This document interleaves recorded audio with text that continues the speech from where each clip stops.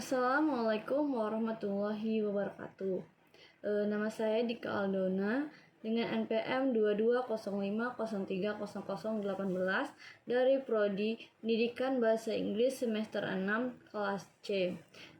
Di sini saya akan menyampaikan pemahaman saya terhadap video ceramah dari Ustadz Dr. Ginanjar Syaiban yang berjudul Memetik Hikmah Sejarah Kejayaan Baghdad sebagai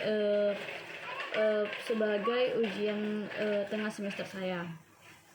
Setelah saya menonton video tersebut dari awal hingga akhir, ada beberapa pemahaman saya yang saya pahami terkait dengan video tersebut.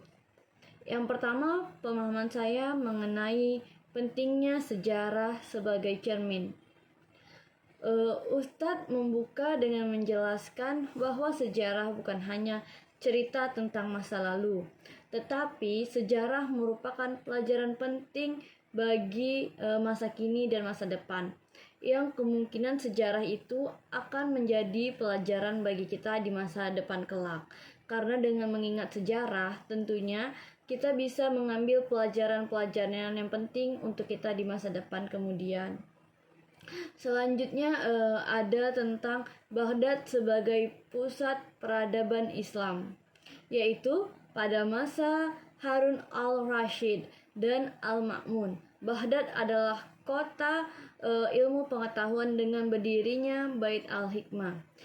Jadi menurut saya Baghdad adalah merupakan salah satu kota dengan ilmu pengetahuan yang sangat berkembang pada masa itu, yaitu tepatnya adalah di kota Baghdad dengan berdirinya Bait al-Hikmah. Yang selanjutnya adalah peran ilmu pengetahuan dalam membangun kejayaan. Ilmuwan seperti Al-Khawarizmi, Ibn Sina, dan Al-Farabi menghasilkan banyak karya besar di bidang sains dan filsafat.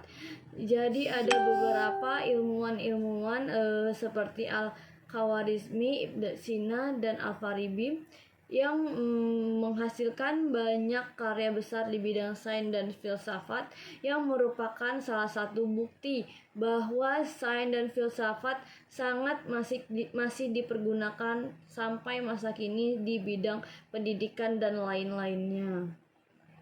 Selanjutnya adalah keterbukaan umat Islam terhadap ilmu dari luar. Umat Islam pada masa itu tidak menutup diri terhadap ilmu asing, bahkan menerjemahkannya dan mengembangkannya. Jadi pada masa itu umat Islam sangat menerima ilmu-ilmu dari luar, bahkan juga umat Islam mengembangkannya dengan sangat baik, hingga pada saat ini ilmu itu berguna bagi semua orang dari manapun, walaupun bukan dari hanya umat Islam saja. Selanjutnya adalah kejatuhan kota Baghdad sebagai pelajaran besar. Baghdad jatuh pada tahun 1258 Masehi karena perpecahan umat, lemahnya moral dan semangat keilmuan. Jadi kota Baghdad jatuh pada tahun 1254 Masehi. Terjadinya karena adanya dampak perpecahan dari banyaknya belah pihak yang memecah semua umat. Kemudian adanya kelemahan moral dan semangat keilmuan. Terjadinya kelemahan moral itu dapat memecah umat, sehingga semangat keilmuan semakin lemah dan tidak lagi mengembangkan ilmu pengetahuan.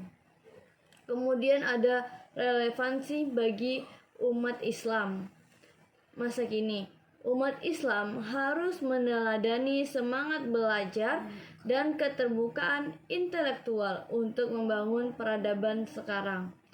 Jadi umat Islam harus meneladani bagaimana pada masa dulu kota Baghdad harus dijadikan sejarah dan pelajaran agar perkembangan ilmu pengetahuan masa kini semakin berkembang dan semakin maju dan lebih baik dalam keterbukaan intelektual untuk membangun peradaban yang lebih baik.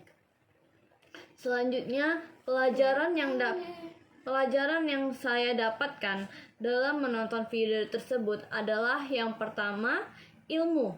Ilmu adalah fondasi penting bagi peradaban. Yang kedua adalah keterbukaan terhadap ilmu luar bukan kelemahan tetapi kekuatan. Artinya, saya akan menjadikan keterbukaan untuk ilmu apapun akan saya terima, dan akan menjadi pelajaran bagi saya untuk menguatkan semangat dan tekad saya untuk selalu belajar. Yang ketiga adalah kejayaan Islam bisa diraih jika umat bersatu, berilmu, dan bermoral tinggi, yaitu saya akan meningkatkan moral dan semangat saya untuk meningkatkan ilmu pengetahuan saya untuk lebih baik, dan saya tentunya akan terus belajar dan meningkatkan attitude saya dan moral saya agar dapat membangun diri saya menjadi lebih baik lagi. Dan yang terakhir adalah kejatuhan bisa terjadi kapan saja jika kita lalai, tercerai-berai, dan meninggalkan ilmu. Pada saat itu saya akan menjadi pribadi yang lebih mengingat lagi sejarah untuk menjadikan saya pelajaran dan menjadi lebih baik lagi. Kemudian komitmen pribadi saya. Yang pertama, saya akan menjadikan belajar sebagai kegiatan harian, bukan hanya untuk nilai, tetapi untuk membangun diri. Selanjutnya, saya akan selalu terbuka terhadap ilmu, tidak malu, dan belajar dari siapapun.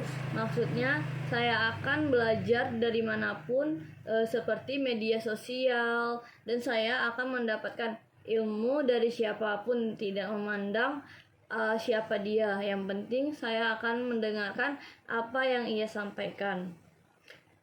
Kemudian yang terakhir, saya akan berusaha memanfaatkan waktu dengan produktif, bukan hanya rebahan ataupun scroll media, tetapi saya akan memanfaatkan media sosial sebagai salah satu media belajar saya terhadap perkembangan teknologi.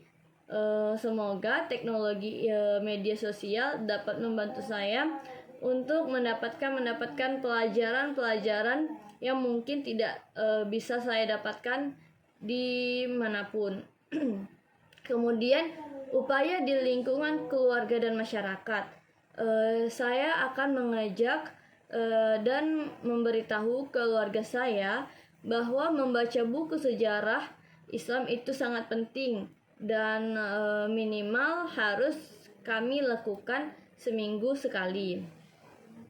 Kemudian saya akan menginisiasi kelompok diskusi kecil atau kajian dengan teman-teman sebaya, yaitu contohnya seperti saya membuat kelompok belajar atau bersama teman-teman saya untuk mendiskusikan beberapa hal dengan teman sebaya, yaitu mendiskusikan tentang sejarah atau kajian filsafat pada zaman dahulu yang bisa kami jadikan sejarah dan pelajaran.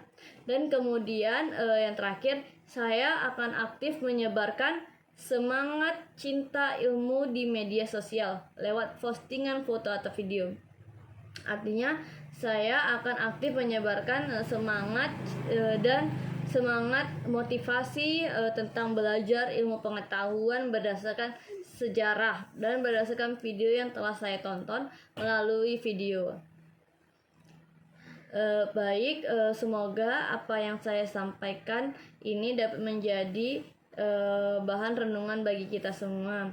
Dan mari kita jadikan sejarah sebagai peta jalan untuk masa depan yang lebih baik. Berikut itu saja pemahaman dari saya. Lebih dan kurang saya mohon maaf. Saya akhir dengan Assalamualaikum warahmatullahi wabarakatuh.